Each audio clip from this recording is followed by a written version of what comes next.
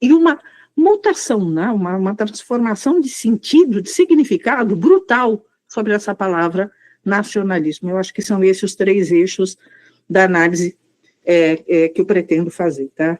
Eu não sei exatamente quantos minutos de fala eu tenho, Vitória, me ajude, Joana, me ajudem.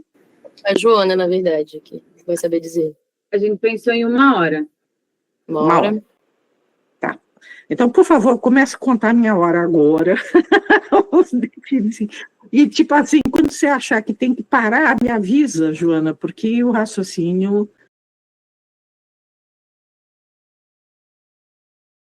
O raciocínio é longo, né? Eu vou até sentar direito aqui na minha cadeira, e eu dividi essa fala em algumas sessões de raciocínio. A primeira delas é: vivemos uma crise?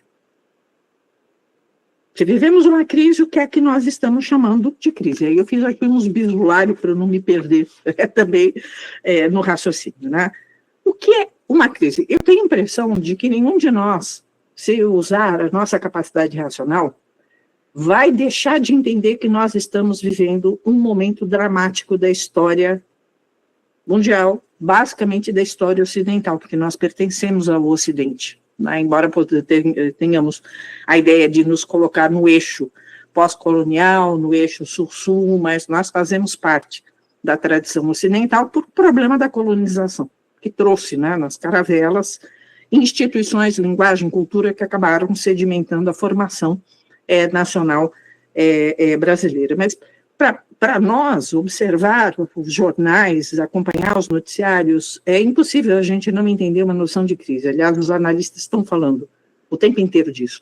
Uma espécie de desordem, né, uma reversão da ordem do final da Segunda Guerra Mundial, e que aqui na frente, do bloco ocidental, está com um efeito curiosíssimo. As nossas maiores, os países com maior nível de desenvolvimento, misteriosamente, não se sabe por que, estão caminhando em direção a regimes autoritários. Quer dizer, houve uma espécie de linguagem mundial pós-45, que era a linguagem da democracia no Ocidente, você está revertendo essa linguagem. Outra coisa curiosa é que, ao invés de você ter uma espécie de concertação internacional, que é isso que eles dizem, os organismos de regulação, nós estamos colocando os pés de novo naquilo que as relações internacionais chamam de ordem hobbesiana entre as nações. As nações são inimigas umas das outras, têm o direito, né, se acham no direito de proteger os seus interesses, atacarem os outros países, que também é uma reversão do tamanho de um bonde da experiência que nós temos no Ocidente dos últimos 6, 7, 8 séculos, não deve dar isso, né? 7 décadas ao final da Segunda Guerra Mundial. Então, a crise é irreversível. Se a gente observar a tendência do voto médio caminha em direção a alternativas de direita, a direita está se tornando mais radical, países que eram bastiões da democracia estão se tornando autoritários, a gente ainda vai ter que observar qual o resultado da experiência americana, mas o New York Times, um dia desses, disse os Estados Unidos não é mais uma democracia. Não é mais uma democracia funcional. Então, a gente tem alguma coisa muito errada acontecendo no mundo. Então, tem uma crise. Mas o que nós chamamos de crise? Né? Quando nós estamos olhando esse fenômeno, o que nós chamamos de crise? Nós estamos pensando num processo de desajuste. Que a história anda, porque senão, né, o senso comum nos diz assim, mas escuta, se a história se modifica, se ela anda, ela está em crise o tempo inteiro. Cuidado com a noção de crise. Dinâmica de transformação não equivale a um padrão de crise. Uma crise significa que as rotinas, as instituições, uma espécie de hegemonia consolidada, e por essa hegemonia, essas instituições e essas rotinas, nós estamos pensando que os elementos centrais do conflito político, que seriam demandas econômicas, chamadas demandas materiais, elas são centrais em conflito político. E quer queira, quer não, se lá atrás nós disséssemos as demandas dos trabalhadores que se opõem às demandas do empresário, se recuássemos mais teoria das classes, a demanda do proletariado se opõe à demanda do capitalista, mas, de qualquer maneira, no campo econômico, estruturalmente há um antagonismo entre aqueles que vivem da renda do trabalho e aqueles que possuem as capacidades de produção. Né? E isso divide o mundo, porque não necessariamente o interesse de um é o interesse do outro. Para o empresário, o trabalhador é um custo, para o trabalhador, o empresário é aquilo que faz a sua miséria crescer e até as suas possibilidades de sobrevivência. Então, demandas econômicas, demandas políticas por atores que desejam controlar nessas regras do jogo, o aparelho de Estado, demandas sociais, que inclusive pode incorporar as demandas imateriais, né, que são as demandas simbólicas, a questão racial, a questão de gênero, que não tem necessariamente a ver com a relação de trabalho. Indiretamente está cruzada, mas tem um outro problema está aparecendo nesse cenário. Então, imaginar que em certos momentos históricos, você pega esse conjunto inteiro de demandas que são conflitantes e estabelece uma espécie de compromisso, né, que é o que nós chamamos de marcos institucionais. Eles entram numa espécie de equilíbrio, né, eles vão ganhando estabilidade. Essa estabilidade não é permanente, porque as tensões, as relações humanas vão se modificando ao longo do tempo. Essa estabilidade, ela vai encontrando um conjunto de desajustes que vão se somando, até que chega um momento em que eu diria que a dinâmica da sociedade, né, a dinâmica desse conflito não cabe mais nas regras estatuídas para essa convivência social. Então, você entra no seu oposto. Se antes você tinha um marco mínimo de estabilidade, agora você entra no marco de instabilidade. E aí você vai escalando, né, esse troço vai crescendo, até que, de repente, você é obrigado, como diria o Brudel, quando ele está falando a leitura sobre média e longa duração, não tem jeito, você tem que girar o sistema. Então, você pode falar assim, a crise mundial, antes da Primeira Guerra Mundial, a Primeira e a Segunda Guerra Mundial são marcos fundamentais de uma crise sem precedentes. Ao final, se estabeleceu um certo compromisso, que foi se desgastando ao longo do tempo e eclodiu nesse momento que, com certeza, a ideia de crise nos diz que, se alguma coisa aconteceu nesse desajuste, você não pode voltar mais para o padrão anterior. Você vai ter que inventar uma outra forma de organizar a realidade. Isso é crise, né? Você tem que fazer o reposicionamento desse sistema. A pergunta que eu acho que a gente tem que fazer para entender o lugar do Brasil também nesse processo é, mas escuta, o que foi que deu errado para essa paz pós-45, para essa ordem internacional, que nós vamos ver, não é uma ordem tão ordem, né? Não existe um sistema isonômico, democrático, entre nações e dentro das nações, mas existe uma espécie de estabilidade construída e sistêmica nesse processo. O que deu errado para que, de repente, agora, países que sempre falaram uma determinada linguagem e defenderam determinados valores estejam no campo oposto, produzindo outras coisas, né? Agora a gente está vendo que o Brasil foi rebaixado à condição de inimigo de Israel. Isso está num polo completamente diferente do que nós estávamos há 40 anos atrás. O que deu errado? Eu vou dizer para vocês que, na minha opinião de pesquisadora, que deu errado decorre das mudanças dos padrões econômicos mundiais. Eu sei que vocês já tiveram uma sessão para discutir trabalho, né, capitalismo de plataforma, economia 4.0, mas a verdade é que desde 45 nós já vivemos duas grandes transformações econômicas. A primeira delas é a terceira revolução industrial, né, que deu aquele pico de tecnologia, e a gente sabe que tecnologia modifica padrões de competitividade, e depois nós tivemos mais duas mudanças fundamentais, que é a aceleração radical da financiarização como uma chave do processo econômico, né? Então, aquela ideia de que no mundo capitalista não importa o que você faz, importa o que você acumula na forma líquida de dinheiro, quer dizer, o rentismo que é o produto da financiarização, é a menina dos olhos, é o ponto final desse processo. Marx, no século XIX, já estava antevendo essa discussão, né? Então, você tem um aumento brutal em termos tecnológicos, que é poupador de mão de obra, aumenta a produtividade, poupando, diminuindo o tamanho do mercado de trabalho. Você tem o crescimento de setores que vivem do rentismo, do parasitismo. A gente fala, por exemplo, commodities, quando a gente fala, são expectativas voláteis de economia que mexem com a questão do dinheiro, mas não mexem com o mundo real da produção. Indiretamente, sim, mas o mundo real da produção parece... Eu não sei o que é onírico, né? O que é uma espécie de delírio nessa brincadeira. Se é a gente imaginar que no final dessa cadeia toda existe o trabalhador que está produzindo alface, que está construindo cadeira, que está construindo casa, ou se do outro lado nós estamos falando da ordem de trilhões, né, de bilhões de dólares, que são praticamente tudo especulativo. Então a gente de repente vê as matérias nos jornais dizendo assim, olha, não sei que banco, que empresa perdeu 48 bilhões de reais nas ações da Bolsa lá, e um dinheiro material. Parece que a economia se cindiu em duas dimensões completamente diferenciadas. E o terceiro elemento que vem nessa brincadeira é o capitalismo de plataforma.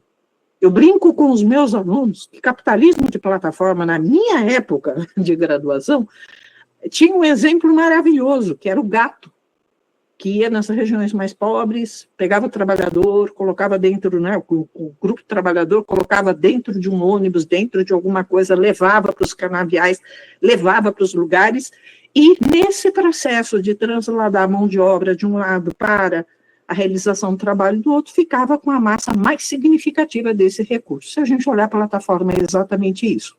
Conecta produtores e consumidores, mas fica com a massa dura do lucro do que é produzido nessas atividades econômicas, né? Então, se eu olhar essas três coisas em conjunto, eu só posso ter uma inferência. O capitalismo mundial está se tornando a cada dia mais competitivo. Quanto mais competitivo ele for, eu tenho que pensar que a competição, nesse sentido, ela abre dois caminhos. O primeiro deles é a competição significa tem mais empresas disputando a alocação dos seus produtos no mercado nacional e internacional, porque nós estamos praticamente falando de economias que estão internacionalizadas na cadeia produtiva, né? Mas competição também gera um outro efeito. Como tem muitas empresas, muitos produtos, e talvez a demanda, né, que é a capacidade que a gente tem de comprá-los, não acompanhe essa oferta excessiva, o que acontece é uma queda dos preços dos bens e a queda da taxa de lucro, que não pode ser só compensada por inovação tecnológica, né? É compensada de muitas maneiras, mas, de qualquer maneira, impõe aos empresários uma questão fundamental. Para eles, o nível de produtividade pode não ser suficiente para garantir o seu lucro na outra ponta. Não é à toa que nos últimos anos a gente tem observado o retorno a estratégias que eram lá da expansão monopolista do final do século XIX, que é exatamente você manter mercados, quer sejam produtores, quer sejam consumidores, pela ordem da política, não pela ordem do mercado. Isso que o Trump está fazendo é exatamente isso, né? É controlar dentro de um processo competitivo internacional que é garantir o lucro das suas empresas nacionais, impondo política e militarmente o controle de outros mercados. Então, agora nós ficamos com um problema danado, né? Porque significa que eu não posso mais, como foi ao final da Segunda Guerra Mundial, que é o que todo mundo está dizendo, acabou esse padrão. Por que acabou esse padrão? Não é porque, de repente, os organismos internacionais criaram uma ONU, a FMI, o Banco de Reconstrução do Pós-Guerra, fundaram a CEPAL, fundaram as agências, a FAO, a OMS e assim por diante. Não é porque, de repente, o Ocidente se sentiu compelido a distribuir um pouco mais de bem-estar para a massa dos trabalhadores e da sociedade dos seus países. De novo, retomando Marx, é porque um fantasma ronda a Europa. Porque ao final da Segunda Guerra Mundial, a União Soviética, que em 17 tinha feito uma revolução política e econômica brutal, talvez a única alternativa, o único contraponto a uma economia de tipo liberal de mercado foi aquela colocada pelas alternativas comunistas e socialistas, mas basicamente pelo modelo da União Soviética, essa economia tinha disparado e essa potência política tinha disparado. Porque ela está lá na Europa. Vocês já viram que a Europa é um ovo, né? Então ali você tem um problema de fronteiras de contenção. Essa ideia de que um fantasma ronda a Europa forçou uma coalizão do outro lado que de alguma maneira tinha que provocar desenvolvimento, provocar elevação de qualidade de vida, porque eles haviam aprendido com as duas guerras que miséria é um fermento importante, né, um combustível importante para conflitos sociais. O duro é que a Guerra Fria acabou no final dos anos 80, comecinho dos anos 90. Então o fantasma que ronda a Europa desapareceu. Então eu não tenho mais mecanismo de pressão. De um lado eu tenho, aumenta a competição dentro do capitalismo ocidental, do outro lado eu não tenho mais pressão para negociar e responder a demandas que vêm dos autores que vivem do trabalho, dos cidadãos e assim por diante, e para piorar, a revolução tecnológica, que é a terceira revolução industrial, e depois o capitalismo de plataforma, deslocou a centralidade das classes trabalhadoras, que falavam a linguagem nacional. São capazes de falar rapidamente a linguagem do interesse nacional, porque 99% da população de um país, talvez 95% da população de um país, é de atores que vivem da renda do trabalho, e não o seu oposto. Então, se você mobiliza a questão econômica, e ela tem peso, ela tem centralidade no debate, é um pouco mais fácil você fazer unidade política, é mais fácil você fazer pressão redistributiva, e assim por diante, né? Então, esses elementos que vêm da onde? Vêm, de um lado, né, do aumento de competitividade entre capitalistas, do outro lado, uma busca desenfreada dentro do próprio bloco liberal capitalista pelo aumento de produtividade, pela diminuição de custos, aumentou os custos de transação para a manutenção dessas instituições internacionais, inclusive da diminuição do conflito dentro do bloco ocidental. E por que diminuiu dentro do bloco ocidental? Porque você tem uma janela de oportunidade, você não tem mais nenhum fantasma te ameaçando. Então, é possível que agora os custos de manutenção da OTAN, de outras sejam contraproducentes para uma economia que quer crescer a qualquer custo e que já, de alguma maneira, pagou, né, um passivo para manter essa ordem internacional. Então, eu não tenho mais nenhuma espécie de chicote, sabe? Não tenho mais nenhuma espécie de pressão estratégica fundamental que faça com que esses atores tenham mecanismos de concertação. Então, aqui nós temos uma coisa complicada. Nós estamos, nesse momento, passando por uma ordem geopolítica robesiana. E uma ordem política robesiana significa salve-se quem puder, porque a lógica da competição é a lógica da guerra.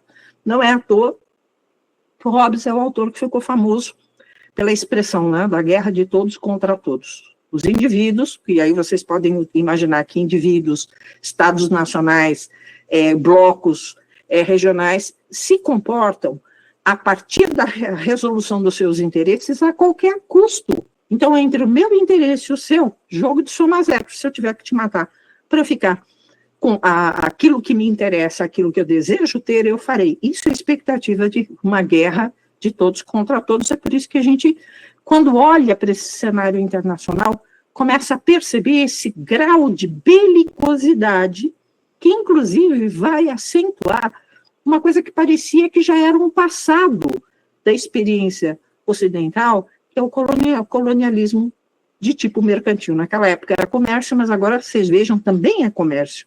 Um comércio de pessoas, um comércio de tecnologia, um comércio de produtos. Eu acho que nós estamos retornando a uma espécie de neocolonialismo, só que agora em outro momento da história, com outras características, né?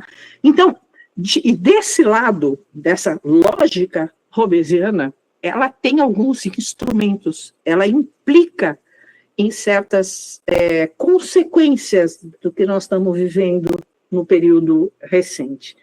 O primeiro deles qual é o discurso político e econômico que se adequa a essa perspectiva do salve-se quem puder.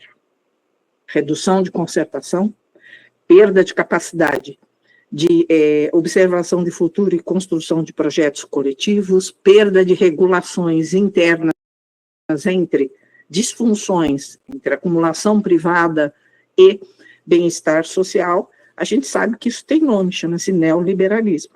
Não é à toa que o neoliberalismo é uma corrente de pensamento econômico e político que disparou no mundo nas últimas 3 décadas, eu diria 5 décadas, quando a gente começa a falar do consenso de Washington. Mas o consenso de Washington é menos do que essa filosofia neoliberal que nós temos que enfrentar hoje.